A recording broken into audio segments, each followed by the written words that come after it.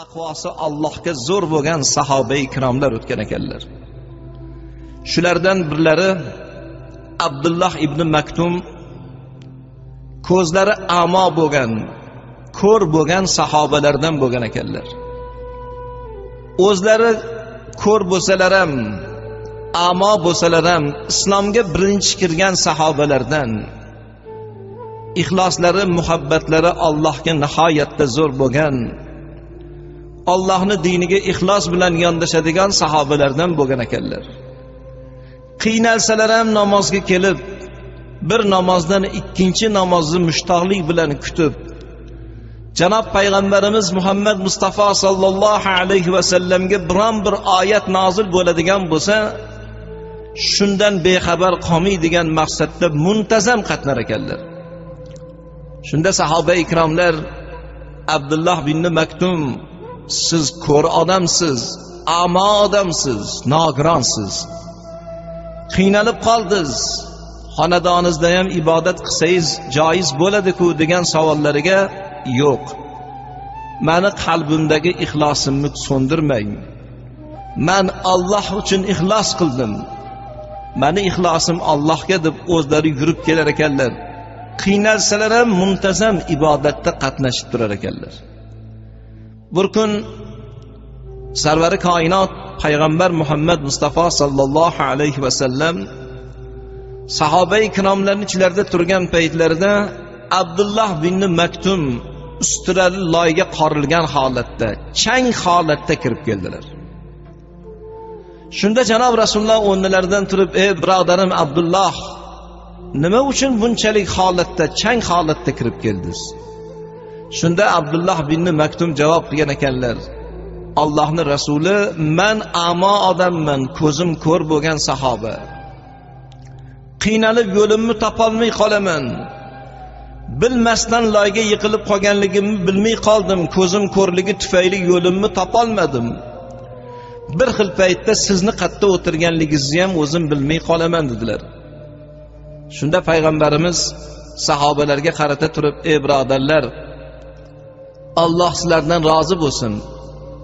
Abdullah ibn Maktum yashaydigan manzil makondan to shu masjidga qadar bir arqon tutib qo'ysanglar, Abdullah ibn Maktum arqonni ushlab ibodatga kelib ketsinlar" degan taklif qildilar. Savob umidida yurgan sahobalar payg'ambarimizning takliflarini o'sha kuniyoq e'tiborga olib, chiroyli suratda arqon tutib berdilar. Abdullah ibn Maktum arqonni ushlab ibodatga, namozga ixlos bilan muntazam qatnab turdilar. O'sha kunlarni hayotlaridagi eng baxtli voqealardan deb o'zlari e'tirof qilgan ekanlar. Navbatdagi majlisda janob Rasul akram sallallohu alayhi va sallam sahoba ikromlarning ichlarida turgan paytlarida Abdullah ibn Maktum qo'llari qonga belangan holatda kirib keldilar. Qo'llaridan qon tomib turibdi. O'rnlaridan turib: "Ey birodarim Abdullah, nimaga qo'lingiz qon oqyapti? Nimaga bu ahvolga tushdingiz?" Shunda qo'llari qonga belangan sahoba Abdullah ibn Maktum javob bergan ekanlar: "Birodarim Muhammad, men namozga qatnab turardim, arqonni ushlab kelib ketardim. Buni ko'rgan g'ayur niyatdagi mushrik kofirlar, ko'zi ko'r odamga bunaqangi taqvoni nima keragi bor deb arqonni ayrim joylarga o'tkir ustara bog'lab ketishibdi. Bilmasdan ushlab qo'ydim, qo'limni kesib olganligini o'zim bilmay qoldim" dedilar. Qarasalar 4 ta barmoq uzilib ketgan, qonab turgan qo'llarini janob Rasululloh muborak ko'zlariga surib yig'lagan ekanlar. Payg'ambarimizning ko'zlaridan yosh quyilib kelgan ekan.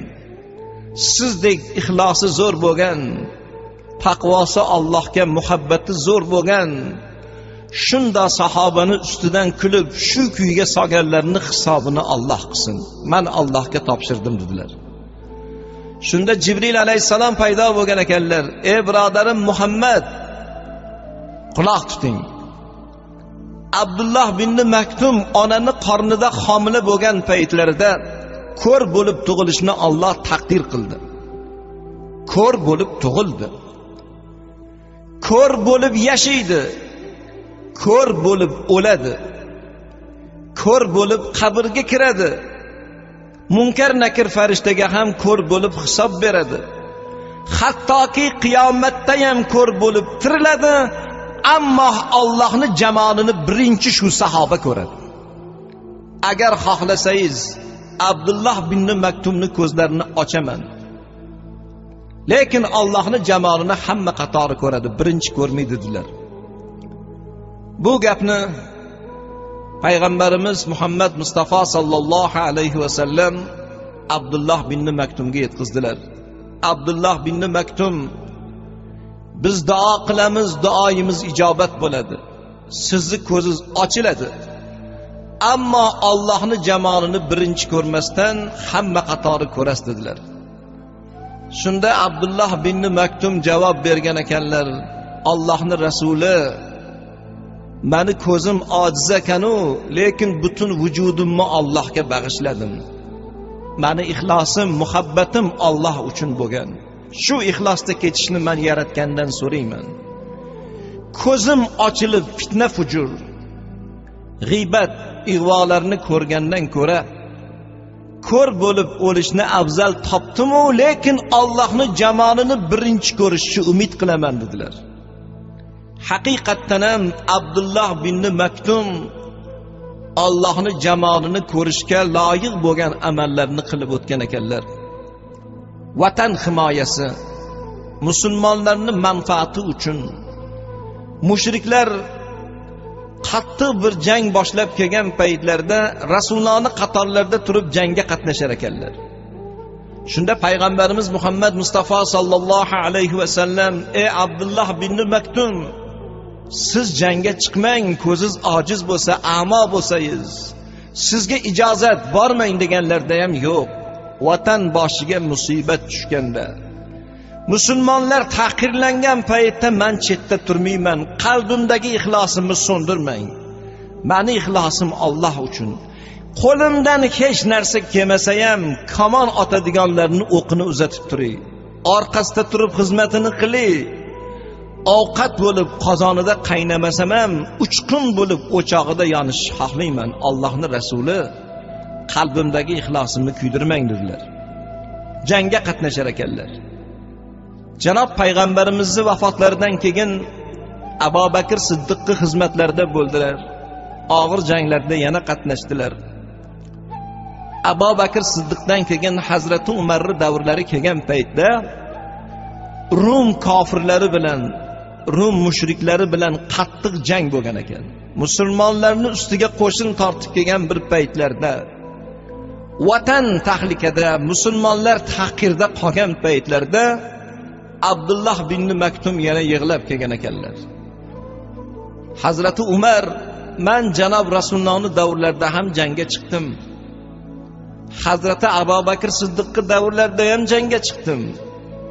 Vatan boshiga musibat tushgan paytda meni chetda qoldirmang, ixlosimni so'ndirmang. Men Alloh uchun ixlos qildim, jangga chiqaman" dedilar. Shunda Hazrati Umar aytgan ekanlar: "Ey Abdullah bin Maktum, siz amo odam bo'lsangiz, nogiron bo'lsangiz, ko'zingiz ko'r bo'lsa, otda yurolmasangiz, qilich chopolmasangiz, oldingizda turgan do'st bilan dushmanning farqiga bora olmasangiz, qandoq qilib jangga chiqasiz deganlarda o'zimga munosib bir vazifani bering, men shu vazifani ado qilay." Nima vazifani ado qila olasiz Abdullah bin Maktum? Menga janob Rasulullohning qo'llari tekkan bayroqni bering. Shu bayroqni ko'tarib men baland qoyaga chiqib tursam, dushmanning qo'li baland kelsa ham shu bayroqni ko'rgan musulmonlarga Xudo nusrat beradi, ixlos beradi. Janob Rasulullohning bayrog'ini ko'rgan musulmonlar orqaga chekinmaydi. Xudo bularga bir quvvat beradi, imkon beradi. Shu bayroqni meni qo'limga bersangiz, shu vazifani men ado qilay dedilar. Hazrati Umar Abdullah bin Maktumning qo'llariga bayroqni uzatayotganlarida o'pkalari to'lib ketgan ekan, yig'lab o'rgan ekanlar. Abdullah bin Maktum: "Meni bir iltimosim, Bu bayroqqa janob rasulullohning muborak qo'llari tekkan, dushmanni qo'liga tushib qolmasin, ehtiyot qilasiz degan niyat bilan shu bayroqni Abdulloh bin Maktumning qo'llariga berdilar. Abdulloh bin Maktum bayroqni ko'tarib baland qoyaga chiqib ketdilar.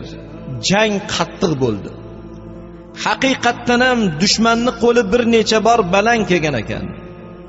Musulmonlar orqaga chekinamiz deb turgan paytlarida Abdulloh bin Maktum bayroqni ko'tarib turganligini ko'rib, Rasulullohning bayroqlarini xilpirab turganligini ko'rgan musulmonlarga Alloh quvvat bergan ekan, imkon bergan ekan, ixlos bergan ekan, nusrat bergan ekan. Janob Rasulullohning bayroqlari turibdi. Payg'ambar qarab turganday bo'lib turibdilar. Orqaga chekinishimiz qandoq bo'lar ekan deb musulmonlar oldinga qarab yurgan ekanlar. Bir necha soat davom etgan jang musulmonlarning g'alabasi bilan zafar quchib nihoyasiga yetgan ekan. Shunda Hazrati Umar atrofga bir nazar soldilar. Murdalar yerda qalashib yotgan bir holat. Abdulloh bin Maktum ham ko'rinmasdilar. Ularning qo'llaridagi bayroq ham ko'rinmasdi. Sekin astalik bilan qidirib borsalar, Abdulloh bin Maktum 15 joydan o'q yegan holatda, kamonni paykonlari vujudini teshib ketgan, qonga belangan holatda jon berayotgan paytlarida dushmanning qo'liga tushib qolmasin deb bayroqni tishlari bilan tishlab turib jon bergan ekanlar. Shunda vujudi qonga belanib yotgan sahobani ko'rgan Hazrati Umar bag'rlariga bosib yig'ladilar. Otam, onam sizga fido bo'lsin. Allohning jamolini ko'rish sizga muborak bo'lsin, ey birodarim Abdulloh bin Maktum. Ko'zi ko'r bo'lsa ham qalb ko'zi ochiq bo'lgan birodarim. Qilgan amalida riyo ko'rinmagan, ixlosi taqvosi Allohga zo'r bo'lgan birodarim. Sizni bugungi qilgan amalingiz muborak bo'lsin deb yig'lab, ko'zlaridan yosh oqib, Abdulloh bin Maktumni bag'rlariga bosgan holatda qattiq faryod chekkan ekanlar. Hazrati Umarning o'zlari janozani o'qib ado etganlardan keyin muborak qo'llari bilan Abdulloh bin Maktumni lahadga qo'ydilar. Lahadga qo'yganlardan keyin sahobalarning ichlarida, ey birodarlar, bugun biz kimni qabrga qo'ydik? Bugun biz kimni janozasini o'qidik? Bugun biz qabrga qo'ygan zot, janozasini o'qigan zot, qalbida ixlosi zo'r bo'lgan, riyo bo'lmagan, odamlarning so'zi maqtovi uchun emas, odamlarning ko'zi uchun emas, balki Allohning rizosi uchun chiroyli amal qilib o'tgan, qilgan amali bilan Allohning jamolini birinchi ko'rishga musharraf bo'ladigan zot Abdulloh bin Maktumni janozasini o'qidik. Shunda zotni janozasini o'qishlik sizlarga ham muborak bo'lsin degan.